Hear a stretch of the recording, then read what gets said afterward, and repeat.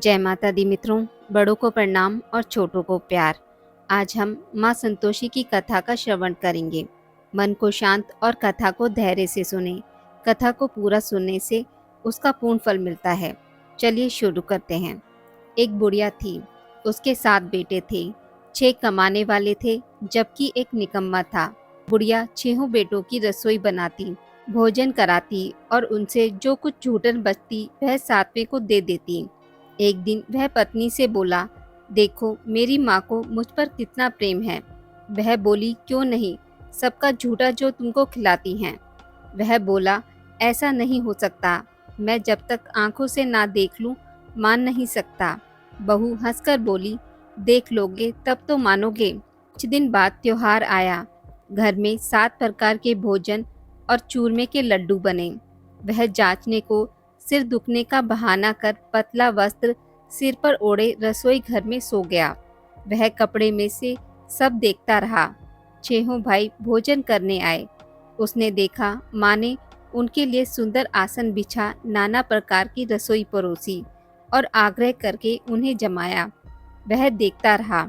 6 भाई भोजन करके उठे तब माँ ने उनकी झूठी थालियों में से लड्डुओं के टुकड़े उठाकर एक लड्डू बनाया। झूठन साफ कर बुढ़िया माई ने उसे पुकारा, बेटा 6 भाई भोजन करके गए, अब तू ही बाकी है, उठ तू कब खाएगा। वह कहने लगा, माँ मुझे भोजन नहीं करना, मैं अब परदेश जा रहा हूँ। माँ ने कहा, कल जाता हो तो आज चला जा। वह बोला, आज ही जा रहा हूँ। यह कहकर वह घर से निकल गया। चलते समय पत्नी की याद आ गई। वह गौशाला में कंडे उपले थाप रही थी।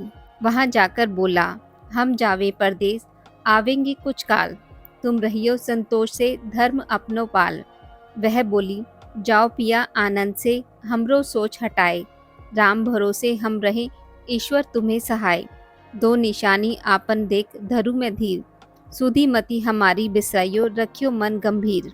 वह बोला, मेरे पास तो कुछ नहीं, यह अंगूठी है सो ले लो और अपनी कुछ निशानी मुझे दो। वह बोली, मेरे पास क्या है, यह गोबर भरा हाथ है। यह कहकर उसकी पीठ पर गोबर के हाथ की थाप मार दी। वह चल दिया। चलते चलते दूर देश पहुंचा। वहां एक साहूकार की दुकान थी। वहां जाकर कहने लगा, भाई मुझे नौकरी पर रख लो। साहूकार को जरूरत थी, बोला रह जा। लड़के ने पूछा, तनख्वाह क्या दोगे। साहूकार ने कहा, काम देखकर दाम मिलेगा। साहूकार की नौकरी मिली। वह सुबह 7 बजे से 10 बजे तक नौकरी बजाने लगा। कुछ दिनों में दुकान का सारा लेन देन, हिसाब किताब, ग्राहकों को माल बेचना, सारा काम करने लगा। साहूकार के 7-8 नौकर थे। वे सब चक्कर खाने लगे, यह तो बहुत होशियार बन गया। सेठ ने भी काम देखा और 3 महीने में ही उसे आधे मुनाफे का हिस्सेदार बना लिया। वह कुछ वर्ष में ही नामी सेठ बन गया और मालिक सारा कारोबार उस पर छोड़कर चला गया। इधर उसकी पत्नी को सास ससुर दुख देने लगे। सारी गृहस्थी का काम करा के उसे लकड़ी लेने जंगल में भेजते। इस बीच घर के आटे से जो भूसी निकलती उसकी रोटी बनाकर रख दी जाती और फूटे नारियल की नरेली में पानी। एक दिन वह लकड़ी लेने जा रही थी। रास्ते में बहुत सी स्त्रियां संतोषी माता का व्रत करती दिखाई दी। वह वहां खड़ी होकर कथा सुनने लगी और पूछा, बहनों तुम किस देवता का व्रत करती हो और उसको करने से क्या फल मिलता है। यदि तुम इस व्रत का विधान मुझे समझाकर कहोगी तो मैं तुम्हारा बड़ा एहसान मानूंगी। तब उनमें से एक स्त्री बोली, सुनो यह संतोषी माता का व्रत है। इसके करने से निर्धनता दरिद्रता का नाश होता है और जो कुछ मन में कामना हो सब संतोषी माता की कृपा से पूरी होती है। तब उसने उससे व्रत की विधि पूछी। वह भक्तनी स्त्री बोली, 1.25 आने का गुड़ चना लेना, इच्छा हो तो 5.25 आने का लेना या 1.25 रुपये का भी ले सकते हैं, अपनी सहूलियत के अनुसार लेना। बिना परेशानी और श्रद्धा व प्रेम से जितना भी बन पड़े सवाया लेना। प्रत्येक शुक्रवार को निराहार रहकर कथा सुनना। इसके बीच क्रम टूटे नहीं, लगातार नियम पालन करना। सुनने वाला कोई ना मिले तो घी का दीपक जला उसके आगे या जल के पात्र को सामने रखकर कथा कहना। जब कार्य सिद्ध ना हो नियम का पालन करना और कार्य सिद्ध हो जाने पर व्रत का उद्यापन करना। 3 मास में माता फल पूरा करती हैं। यदि किसी के घरे खोटे भी हों तो भी माता वर्ष भर में कार्य सिद्ध करती हैं। फल सिद्ध होने पर उद्यापन करना चाहिए, बीच में नहीं।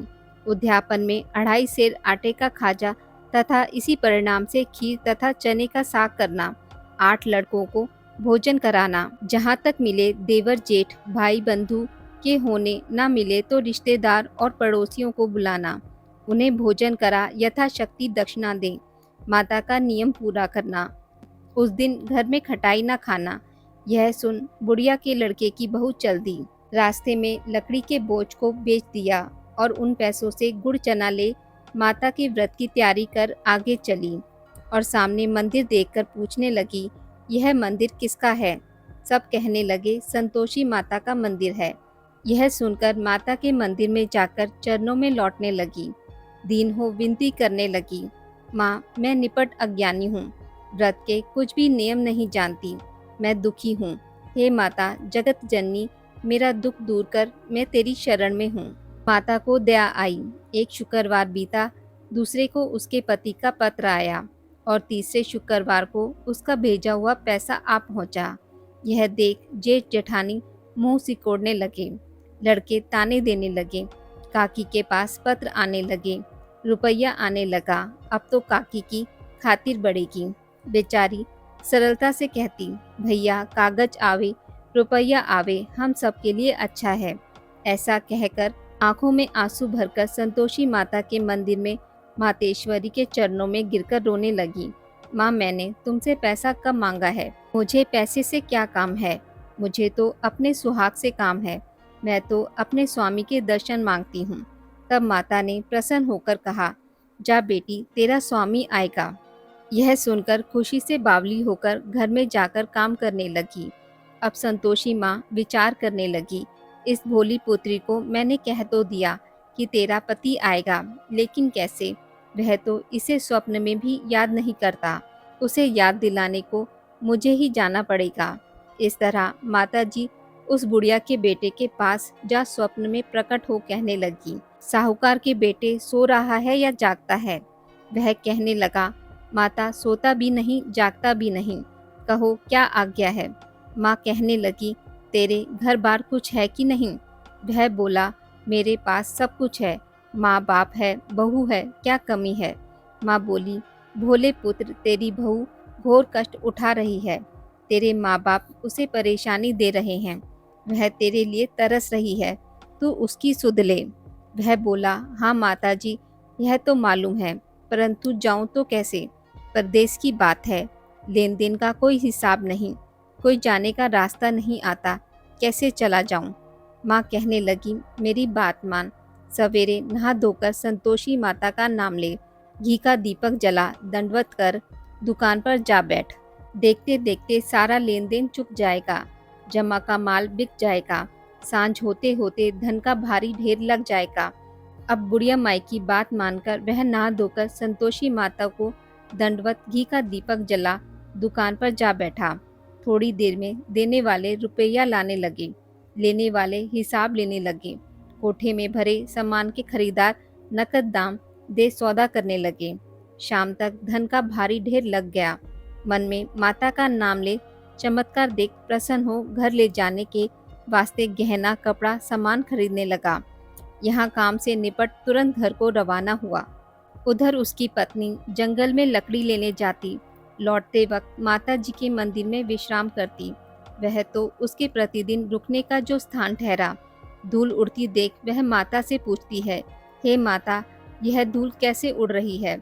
माता कहती है, हे पुत्री तेरा पति आ रहा है, अब तू ऐसा कर लकड़ियों के 3 बोझ बना ले, एक नदी के किनारे रख और दूसरा मेरे मंदिर पर व तीसरा अपने सिर पर। तेरे पति को लकड़ियों का गट्ठर देख मोह पैदा होगा, वह यहाँ रुकेगा, नाश्ता पानी खाकर माँ से मिलने जाएगा। तब तू लकड़ियों का बोझ उठाकर जाना और चौक में गट्ठर डालकर जोर से आवाज लगाना, लो सासू जी लकड़ियों का गट्ठर लो, भूसी की रोटी दो, नारियल के खेपड़े में पानी दो, आज मेहमान कौन आया है?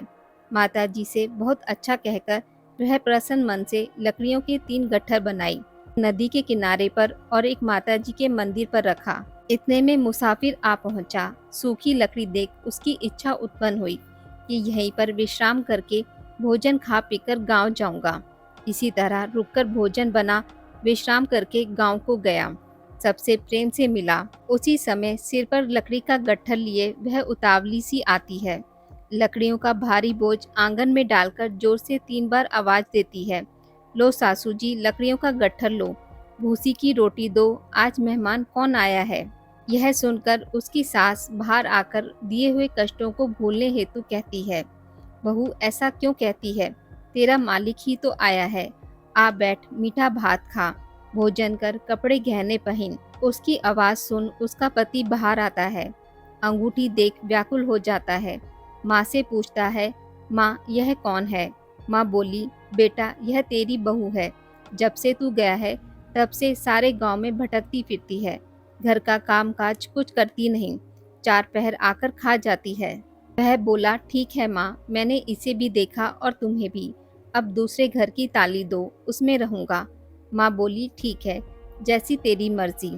तब वह दूसरे मकान की तीसरी मंजिल का कमरा खोल सारा सामान जमाया। एक दिन में राजा के महल जैसा ठाट बाट बन गया। अब क्या था, बहू सुख भोगने लगी। इतने में शुक्रवार आया। उसने पति से कहा, मुझे संतोषी माता के व्रत का उद्यापन करना है। पति बोला, खुशी से कर लो। वह उद्यापन की तैयारी करने लगी। जिठानी के लड़कों को भोजन के लिए कहने गई।